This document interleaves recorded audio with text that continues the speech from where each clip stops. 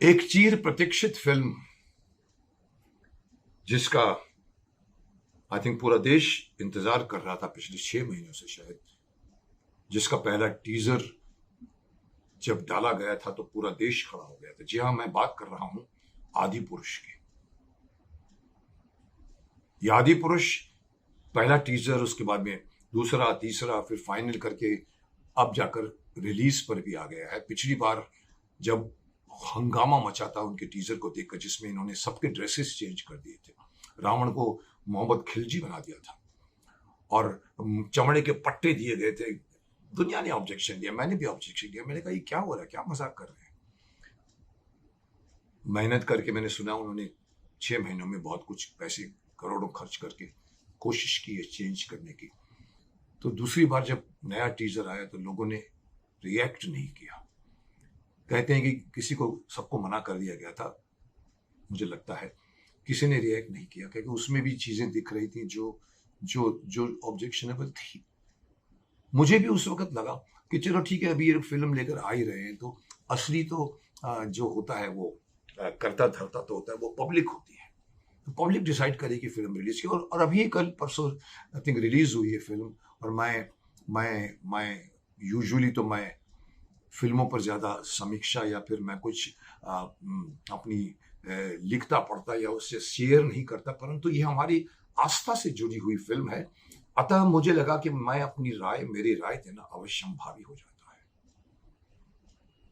अगर आप मुझसे पूछोगे, मैंने लोगों के रिएक्शंस पढ़े हैं, बाहर निकलने वाले लोगों के रिएक्शंस पढ़े हैं। एक आदमी तो एक बच्चा, मतलब आज की यूथ है जिनको शायद खुद भी नहीं पता कि रामायण क्या होती है, उनके लिए एक कहानी है। एक यूथ के मुंह से निकला, मजा आया, कॉमेडी था, अच्छा कॉमेडी था। रामायण और कॉमेडी, मेरा माथा ठनका वहां पर। कोई बोल रहा था कि कार्टून फिल्म लगी हमको, कोई फिल्म ने कहा कि बहुत ड्रामे हैं इसके अंदर, अच्छा लगा, कोई बोला अच्छा नहीं लगा। फिर मैंने जब सोचा कि मुझे इस पे बोलना पड़ेगा, और जब मैंने स्टडी की तो मुझे मालूम पड़ा कि इससे बड़ा भयानक तमाशा नहीं हो सकता आदि पुरुष से ज्यादा। इससे बड़ा अपमान हमारे हमारे हमारे एपिक रामायण का नहीं हो सकता। फिल्म देखकर यह समझ में आता है मुझे भी, और सबको शायद आएगा कि नहीं, पता नहीं, कि निर्देशक ओम राउत को रामायण का रत्ती भर भी ज्ञान नहीं लगता मुझे। और फिर वो जो बड़े लेखक हैं, जो शिरोमणि बुद्धिजीवी मनोज मुंतशिर शुक्ला ने तो अपनी लेखनी से इस रामायण को हमारी कलयुगी बना दिया है, त्रेता युग से कलयुगी बना दिया है। अपनी अपनी लेखन में बेसिर पैर के डायलॉग, सुला देने वाला स्क्रीन प्ले, और ऐसी प्रस्तुति के आदमी नींद करने जाए तो नींद की गोली भी शर्मा जाए। जी हाँ, मैं बोल रहा हूं, मुझे पता है कई लोगों को बुरा भी लगेगा, लेकिन मैं ऐसी बातों पे हमेशा खड़ा हो जाता हूं जब कोई हमारे देश की धर्म आस्था से खिलवाड़ करने की कोशिश करता है मॉडर्निटी के नाम से। साहब, इतनी छोटी सी बात बताता हूं कि जो बच्चा शायद जानता है, क्योंकि रामलीला तो पढ़ी जाती है, घर में रामायण का पाठ होता है और रामलीला हर साल होती है, गली मोहल्लों में होती है। रावण को क्या वरदान था और कैसे मिला था, इतनी सामान्य जानकारी भी नहीं है इन लोगों को। इनकी रचना अगर मुझसे पूछा जाए तो अब तक के अस्तित्व में रहे सभी रामायणी पुस्तकों से कोसों दूर है। रामानंद सागर जी वाली रामायण का तो 100वां हिस्सा भी नहीं है ये आदि पुरुष। आदि पुरुष के निर्माण में इतने घटिया स्तर के संवाद लिखने और हनुमान जी के किरदार को बेतुका स्वरूप में दिखलाने के लिए इतिहास उन्हें कभी माफ नहीं करेगा। दोस्तों, ये फिल्म जिसे देखकर लोगों ने अपने अपने अलग अलग तरीके से रिएक्ट किया है, अभी तक पूरा रिएक्शन नहीं आया, क्योंकि अभी तो वीकेंड है, टिकटें बुक हो जाती हैं एडवांस में। तो अभी तो लगता है लोगों को कि अभी तक इतने लाख, इतने करोड़ का बुकिंग हो चुकी है। पर मैं आपको बता दूं कि फिल्म देखकर ऐसे लगता है जैसे ये राउत साहब को हॉलीवुडिया मेकिंग, इससे ये बहुत प्रभावित है। और वही देखकर इन्होंने रामायण में अपनी उल जुलूल खुराफात भर दी है। अरे भैया, अगर आपको सिनेमाई लिबर्टी लेनी ही थी तो कोई कोई कोई फिक्शन फिल्म बना लेते ना। मर्यादा पुरुषोत्तम श्री राम जी के इमेज के साथ खिलवाड़ की गई है, जिस तरह से उनको कपड़े दिए गए हैं, जिस तरह से खैर वो तो उनका खुद का परफॉर्मेंस है, मैं कुछ नहीं कह सकता, लेकिन साहब ये छवि के साथ खिलवाड़ किए गए हैं। तभी मैं कहता हूं कि ये जो आदि पुरुष है, ये एक बहुत ही भयानक मजाक है रामायण के साथ। यही नहीं रुकती बात साहब, लेखकों ने सीता जी, राम जी, हनुमान जी, लक्ष्मण, मेघनाथ आदि किरदारों का भी मजाक बनाने में कोई कसर नहीं छोड़ा है। मेघनाथ, उसके जैसे तपस्वी योद्धा कम दिखता है वो मेघनाथ तपस्वी योद्धा। WWF के घटिया रेसलर ज्यादा लगते हैं, पूरे शरीर पर टैटू ही टैटू, और ऊपर से चिंदी डायलॉग, चिंदी स्टाइल के डायलॉग बाजी मारी उन्होंने। बेटा जली, तेरी ये शब्द, बेटा जली तेरी, ऐसे शब्द रामायण जैसे मेकिंग में कहां फिट होते हैं। कोई टपोरी कैरेक्टर था क्या मेघनाथ?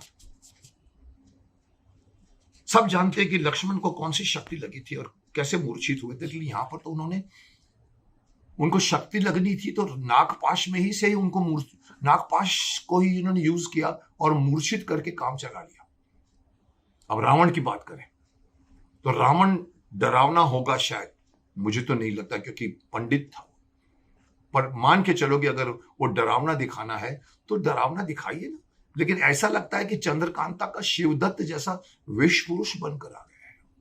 अगर आप देखोगे रावण के किरदार को तो आप हैरान हो जाओगे कि किसने ये इमेजिन किया, किसने ये डिजाइन किया है और किसने ये हिम्मत की है। और अगर मैं बात करूं प्रभास जी की,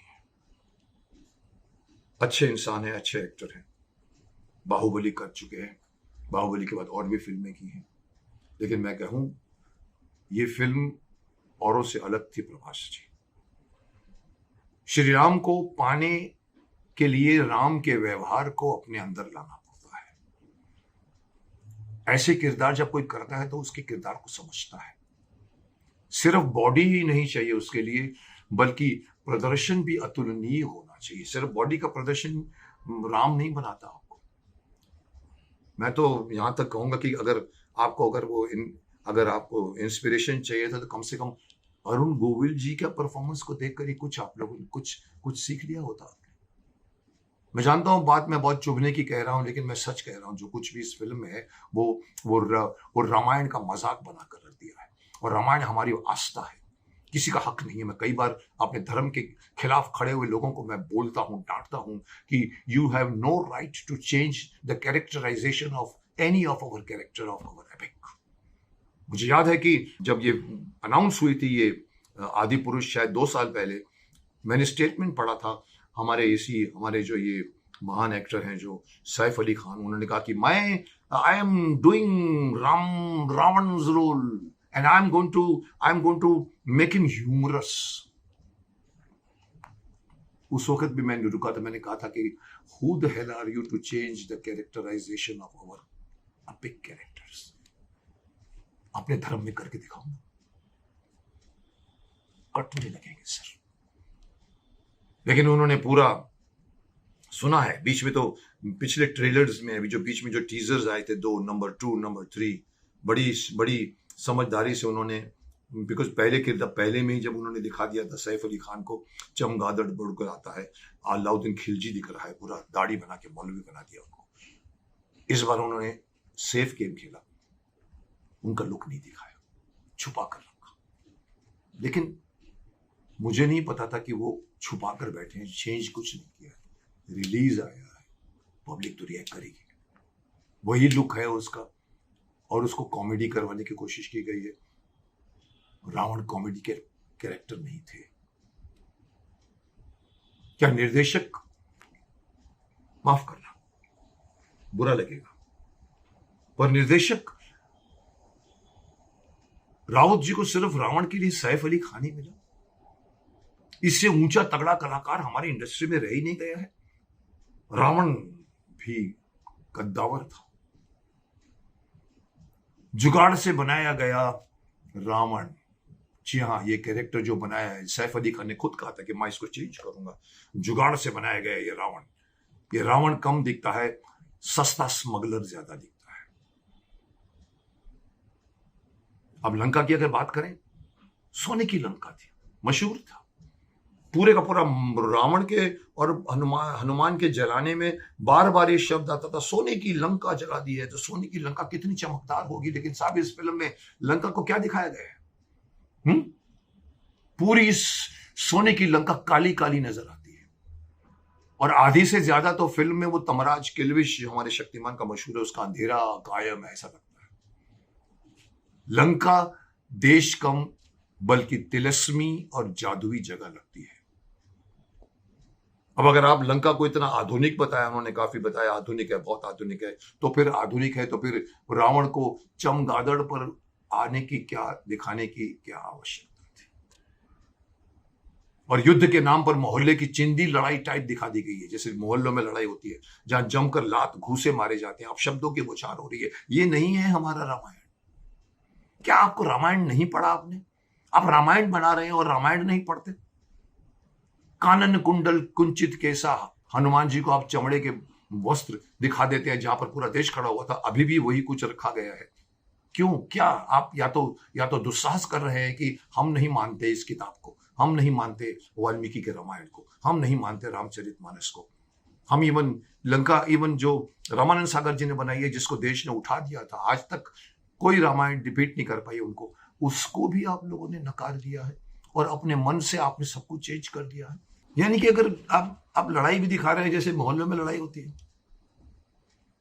मैं तो यहां तक कहूंगा कि ओम राउत और मनोज मुंतसिर ने क्या सोचकर बनाया ये वही जाने, लेकिन देशवासियों को अज्ञानी समझने की भूल मत करना। एक आम बच्चे को भी रामायण इनसे ज्यादा पता है, क्योंकि उन्होंने श्री राम कथा बचपन से घरों में धरोहर के रूप में सुनी है उन्होंने, और फिर रामानंद सागर जी का तो अभी कोविड के जमाने में फिर से रामायण को देख चुके हैं। वो देखने के बाद क्या वो आपके रामायण पर खोट नहीं निकालेंगे? आपको पता नहीं है आप क्या करने जा रहे हैं। सिर्फ अगर माना जाए तो गीत संगीत और अयोध्या का स्क्रीन प्ले फिर भी ठीक लगता है, जिसके लिए शायद फिल्म देखी भी जा सकती होगी, लेकिन ये ध्यान रहे कि अगर आप फिल्म को देखने जाओ तो दिमाग को अपने घर में रख के जाना, क्योंकि आपको सिर्फ खींच आएगा और क्रोध आएगा। मुझे तो मनोज मुंतशिर के बारे में और उनकी पहले की लेखनी को देखकर यकीन करना मुश्किल हो गया है कि इतने सड़े हुए डायलॉग उन्होंने ही लिखे हैं। हनुमान जी का लुक जैसा डायरेक्टर ने दिया है, वैसा अगर खुद हनुमान जी भी देख लेना तो एक पहाड़ उठाकर बनाने वाली टीम के ऊपर फेंक दें। जी हाँ, मजाक नहीं कर रहा हूं। अगर हनुमान जी भी अपना ये लुक देखें तो जितना गुस्सा उनको कभी नहीं आया उतना गुस्सा आ जाए। फिर चिंदीगिरी परोसी गई है धर्म के नाम पर, चिंदीगिरी, जो फिल्म से जो कतई नाकाबिल बर्दाश्त है हमको भी और पब्लिक को भी। चलिए मैं आपको आपके एंड में मैं आपके लिए मैं पाठकों की कसौटी के लिए कुछ फिल्म के डायलॉग सुना देता हूँ। आइए मैं आपको कुछ डायलॉग सुनाता हूँ, आपको खुद का पता लगेगा कि किस लेवल की, किस घटिया लेवल की, किस सड़क छाप के डायलॉग उन्होंने लिखे हैं। आपको पता है हनुमान जी लंका जलाते समय क्या डायलॉग बोलते पता है? कपड़ा तेरे बाप का, तेल तेरे बाप का, जलेगी भी तेरी बाप की। कपड़ा तेरे बाप का, तेल तेरे बाप का, जलेगी भी तेरे बाप की। ये हनुमान जी बोलेंगे, वो भी वाल्मीकि रामायण में बोलेंगे। ये एक कमर्शियल फिल्म में आजकल के डायलॉग जिस तरह से सलमान खान भी बोलता है और शाहरुख खान भी बोलता है वो बोल सकते हैं, लेकिन माफ करना, हनुमान जी ऐसे टपोरे डायलॉग कभी नहीं बोलेंगे। अब आगे सुनिए अंगद क्या कहता है। अंगद कहता है, जो हमारी बहनों को हाथ लगाएंगे हम उनकी लंका लगा देंगे। मेघनाथ का डायलॉग सुनिए, मेरे एक सपोले ने तुम्हारे शेषनाग को लंबा कर दिया, अभी तो पूरा पिटारा भरा पड़ा है मेरे पास। ऐसे दोयम दर्जे के डायलॉग को देश की जनता शायद ही बचा पाएगी। फिल्म के नाम पर कबाड़ा बना दिया इन्होंने। जो कहानी हम सब बचपन से जानते हैं, उसमें इतना झोल करने की इजाजत सेंसर बोर्ड ने कैसे दे दिया? जी हाँ, मैं बार बार ये सवाल उठाता हूं। लोग कहते हैं सेंसर बोर्ड ने पास किया तो आपको क्या एतराज है? मैंने कहा था सेंसर बोर्ड सुप्रीम कोर्ट नहीं होता भाई। अगर सेंसर बोर्ड ने हमारे धर्म को समझने में भूल की है तो हमें उनको अपना धर्म समझाएंगे। और मैं यह सवाल फिर से पूछ रहा हूं, क्या सेंसर बोर्ड हम लोगों के बीच में से निकले हुए पुरुष नहीं है, नारियां नहीं है, जिनको पता नहीं है कि रामायण हमारे यहां पर साल भर पढ़ी जाती है? रामलीला का मंचन होता है, राम कैसे होते हैं, लंका कैसी होती है, सीता कैसी होती है। मोहल्ले मोहल्ले में बच्चे बच्चे भी जो परफॉर्मेंस करते हैं वो इनसे बेटर है। कैसे पास कर देते आप उनको? लोग क्यों कहते हैं कि सेंसर बोर्ड ने पास कर दिया था? अरे हमारा तो आपके ऊपर यकीन हट गया, विश्वास हट गया कि अगर आप अगर ऐसी फिल्म पास कर सकते हैं तो फिर सोचना पड़ेगा कि कैसे पास होती है। फिल्म में रावण का दशानन लुक देखकर तो लंका वाले भी 100 गालियां दे देंगे इनको। जी हाँ, लंका वाले भी इनके ऊपर केस ठोक देंगे कि हमारे रावण को आपने कैसे बताया है। मुझे तो समझ में नहीं आया कि 600 करोड़ रुपए कहां लगे। इससे अच्छा तो होता कि आप एक वीडियो गेम भी बना लेते, बच्चे एंजॉय करते। अब माफ करना, जो मैं कहने जा रहा हूं सुनकर आप लोगों को और सुनने वालों को बहुत बुरा लगेगा। मुझे इतना गुस्सा आया हुआ है इस बातों को सुनकर कि कितनी हिम्मत हो गई है आजकल के makers, so called modern makers, जिन्होंने ये स्टेटमेंट देते हैं कि हम मार्वल वालों के लिए फिल्म बना रहे हैं, हम आजकल के बच्चों के लिए फिल्म। अरे साहब, हमारी परंपरा वही रहती है, हमारे बाप दादा का लुक वही रहता है, परदादा का लुक भी वही रहता है। आप चेंज नहीं कर सकते उसे, तो फिर इसको चेंज करने का हक किसने दिया है? तो मैं ये कहना चाहूंगा कि अवार्ड के नाम पर इन फिल्म को क्या अवार्ड देना चाहिए? फिल्म की पूरी टीम को नुक्कड़ पर 50 डिग्री धूप में खड़ा करके झुलसा देना चाहिए। गरुड़ पुराण से कोई उपयुक्त सजा खोज कर इनको देनी चाहिए, क्योंकि ये सिर्फ एक आम फिल्म होती ना तो मैं इतने कड़े शब्दों का प्रयोग नहीं करता। लेकिन हमारी आस्था का विषय कोई उठाकर मजाक बनाएगा तो गाली का हकदार होगा। मैं कभी गाली देता नहीं, लेकिन कोई ना कोई तो देगा इनको गाली। अगर आप पूछेंगे मेरी तरफ से रेटिंग क्या है, तो मैं कहूंगा कि 10 में से 1। अब आप पूछोगे इतना बुरा कहने के बाद 1 नंबर क्यों दे रहे हो? तो मैं कहूंगा कि गीत संगीत और अयोध्या को फिर भी बढ़िया दिखाया गया है। इसके लिए शायद आप देख सकते हैं फिल्म को।